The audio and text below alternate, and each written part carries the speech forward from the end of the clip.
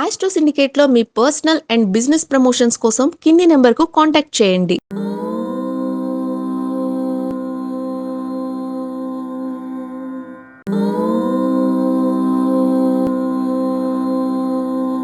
అందరికీ నమస్కారం. ప్రతి వారం కూడా షేర్ మార్కెట్ సమాచారం మీకు ఇస్తున్నటువంటి సంపూర్ణమైనటువంటి షేర్ మార్కెట్ సమాచారం కేవలం మీ యొక్క అనుభవజ్ఞుల చేత సూచన సలహాలు తీసుకుంటూ ఆర్థికపరమైన అభివృద్ధి పొందడానికి అన్న విషయాన్ని గమనించండి. ఎందుకంటే ఈ ఆగస్టు 10వ తేదీ నుంచి 14వ తేదీ మధ్యలో వచ్చినటువంటి ఈ గ్రహ సంచారాన్ని, అలాగే మార్కెట్ పరిస్థితులని, అంతర్జాతీయంగా పెరుగుతున్నటువంటి ముడి చమురు ధరలు, అలాగే రూపాయి బలహీనత, కొత్తగా వచ్చినటువంటి బయింగ్ అంటే కొనుగోళ్ళు, కొంతమంది కొనుగోలు చేయకపోవడం, చాలా జాగ్రత్తగా ఉండాల్సినటువంటి విషయాలన్నీ కూడా మీకు నేను చెప్పే ప్రయత్నం చేస్తాను. ముందుగా మనకి షేర్ మార్కెట్ గత వారంలో 78,499 దగ్గర ముగిసింది సెన్సెక్స్. అలాగే నిఫ్టీ వచ్చేసి 24,570 బెంచ్ దగ్గర మనకి ఆగిపోయిన విషయాన్ని గమనించుకోండి. ఇక్కడ మీకు నేను చెప్పదలుచుకున్న విషయం ఏంటంటే, మీ అందరికీ కూడా సూచన ప్రకారంగా చెప్తున్నటువంటి విషయం కాబట్టి ఈ యొక్క బిఎస్సి సెన్సెక్స్ కూడా ఆల్మోస్ట్గా మనకి 450 పాయింట్లు తగ్గిపోయిందన్న విషయాన్ని గమనించండి. అలాగే బేసిస్ పాయింట్లో చాలా పడిపోయి 24,570 వరకు నిఫ్టీ రావడం, బ్యాంక్ నిఫ్టీ కూడా 317.20 పాయింట్ తగ్గిపోయింది. సరే, గత వారంలో మిశ్రమ ఫలితాలు అంటే యాక్చువల్గా అయితే లాభాలే పండాయి, కానీ మిశ్రమ ఫలితాలు ఎండింగ్ కల్లా మిశ్రమ ఫలితాలు వచ్చాయి.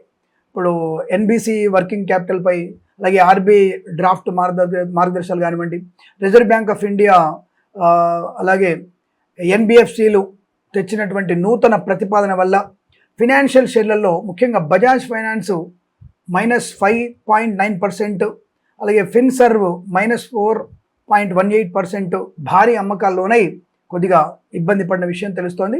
అందులోనూ ముడి చమురు యొక్క ధరల పెరుగుదల మళ్ళీ బ్యారెల్కు $82, $83 కంటే పైకి వెళ్ళడం అనేది కొంత మనకి నష్టాన్ని చూపించింది. అయితే కొంత ఐటీ మరియు ఆటో రంగాల్లో కొంత మెరుపులు బ్రహ్మాండంగా ఉండడం వల్ల పడిపోయినప్పటికీ టీసీఎస్, ఇన్ఫోసిస్ మరియు ఆటోమొబైల్ రంగాలు మార్కెట్ కొద్దిగా మద్దతుగా నిలవడం వల్ల విపరీతమైనటువంటి నష్టాన్ని అయితే మనం పొందుకోలేదన్న విషయాన్ని గమనించండి. అలాగే ఆర్బీఐ ప్రకటించిన ద్రవ్య పరపతి సమీక్ష, అదే రెపో రేటుని స్థిరంగా ఉంచడం, 3 నుంచి 5 వరకు జరిగిన సమీక్షలో అంటే 3వ తేదీ నుంచి 5వ తేదీ వరకు జరిగిన మీటింగ్లో రెపో రేటును మార్చకుండా 5.25% వద్దే కొనసాగించడం వల్ల సో న్యూట్రల్గా మనకి స్టాండ్స్ అనేది మాకు వచ్చిందన్న విషయం కనపడుతుంది.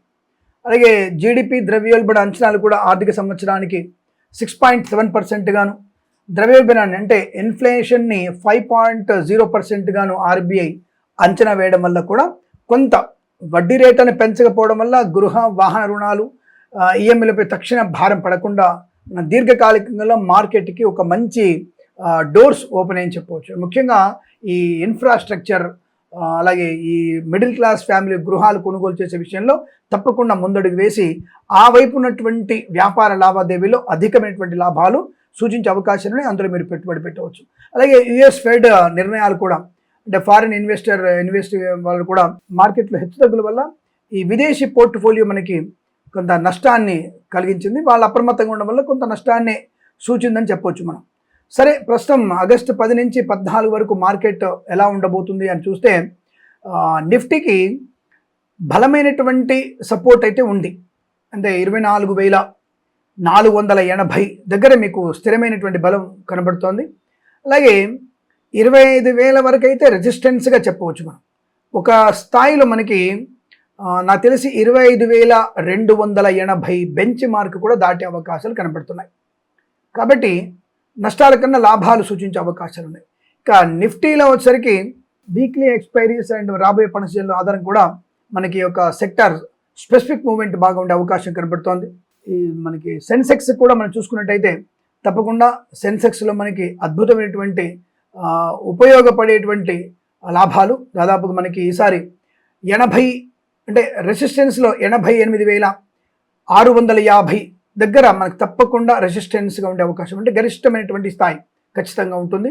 అలాగే ఒక్కొక్కసారి మనకి మార్కెట్ పెట్టుబడిలో వచ్చేటువంటి అంతర్జాతీయ ప్రమాణంలో ఈ యొక్క యుద్ధ అనిశ్చితి నుంచి బయటపడేటువంటి సూచనలు బాగా కనబడుతున్నాయి. కాబట్టి మేబీ 79,000 బెంచ్ మార్క్ కూడా 79,020 బెంచ్ మార్క్ కూడా దాటుకునే అవకాశాలు కనబడుతున్నాయి. కనుక తప్పకుండా మీరు అందులో ఆచితూచి వివరించి పెట్టుబడి పెట్టండి, లాభాలు బలంగానే ఉంటాయి. ముఖ్యంగా ఐటీ రంగంలో మంచి లాభాలు మంచిగా అంటే టీసీఎస్ అలాగే మంచి లాభాలు ఉంది కాబట్టి క్లౌడ్ ఏఐతో ఆర్డర్లు బలంగా ఉన్నాయి కాబట్టి టీసీఎస్ అలాగే ఇన్ఫోసిస్, టెక్ మహీంద్రా ఇవన్నీ కూడా మనకి గత వారంలో ఉన్నటువంటి ఆ యొక్క డెవలప్మెంట్ ఈ వచ్చే వారంలో కూడా మీకు కనబడుతుంది. తప్పకుండా పండగ సీజన్ అమ్మకాల వల్ల ఆటోమొబైల్ రంగంలో కూడా అనుకూలంగా ఉంటుంది. అందులో ముఖ్యంగా ప్రధానమైనటువంటి ఆటోమొబైల్ రంగం మనకి మహీంద్రా అండ్ మహీంద్రా ఎస్యూవి వాహనాలపైన వీరికి బలమైనటువంటి సపోర్ట్ ఉందండి.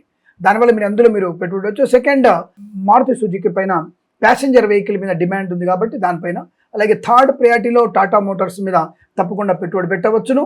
అలాగే మనకి ఫార్మా రంగంలో చూసుకున్నట్టయితే మార్కెట్ ఎప్పుడైనా హెచ్చుతగ్గులు ఉన్నప్పుడు ఫార్మా డివిజన్ అంటే సురక్షితమైనటువంటి స్థానం ఏంటంటే ఫార్మా, దాని మీద పెట్టుబడి పెట్టవచ్చు. సిప్లా మరియు డాక్టర్ రెడ్డీస్ లో ఉన్నటువంటి వాటిల్లో మీరు పెట్టుబడి పెడితే లాభాలు పొందుకునే అవకాశం ఉంటుంది.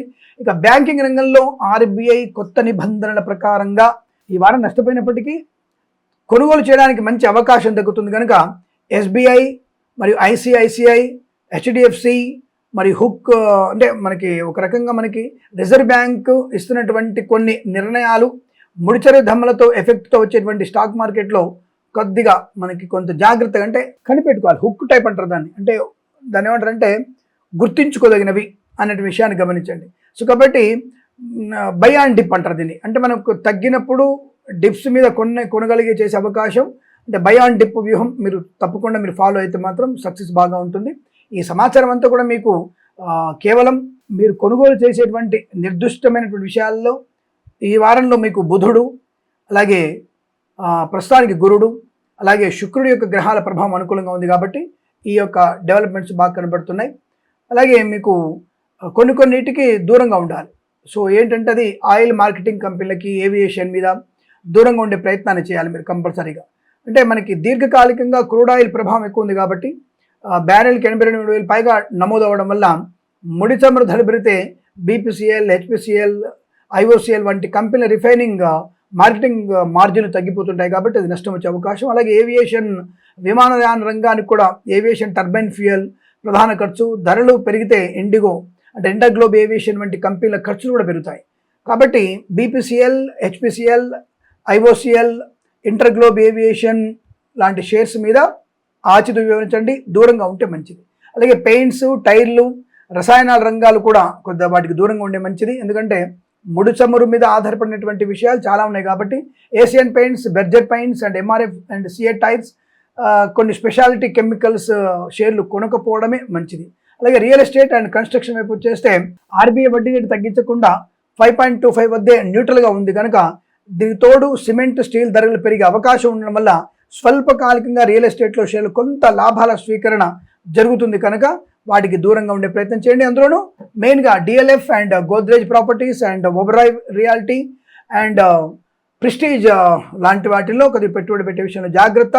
Small and cap, micro cap షేర్లు కూడా దూరంగా ఉండే ప్రయత్నం చేయండి. మార్కెట్ నిఫ్టీ ప్రస్తుతానికి 24,100 నుంచి 24,800 మధ్య హెచ్చుతగ్గులకు గురవుతున్నప్పుడు జాగ్రత్తగా ఉండే ప్రయత్నాన్ని చేయాలి. మీరు మర్చిపోవద్దు, కాబట్టి ఏదైనా సరే కాస్త మీ యొక్క స్వీయ అనుభవం, పెద్దల సూచనలు, సలహాలు, మార్కెట్ ఒడిదుడుకుల్ని కూడా గమనిస్తూ ప్రత్యామ్నాయంగా మీరు ఐటీ, ఫార్మా వంటి రక్షణాత్మకమైనటువంటి రంగాల వైపు వెళ్ళి ఇన్వెస్ట్ చేస్తే మంచి లాభాలు పొందుకునే అవకాశం ఉంటుందని తెలియజేసుకుంటూ ప్రేమతో మీ కిరణ్ శర్మ మీరు ఒక్కళ్ళే ఈ విషయాన్ని విని వదిలేయకుండా 10 మందికి షేర్ చేయండి, లైక్ చేయండి. 10 మంది చేత మన ఛానల్ని సబ్స్క్రైబ్ చేయించి ఆర్థికమైనటువంటి ప్రపంచ ఉన్నత స్థాన యోగ్యవంతమైన దేశం భారతదేశం అన్నటువంటి విషయాన్ని మీరందరూ కూడా అలా ఉంచడానికి ప్రయత్నం చేయాలని, ఆర్థిక పురోగతిలో మీరు ముందడుగు వేయాలని కోరుకుంటూ, ప్రతి ఇంటిలో లక్ష్మీదేవి స్థిరంగా ఉండాలని కోరుకుంటూ ప్రేమతో మీ కిరణ్ శర్మ. నమస్కారం.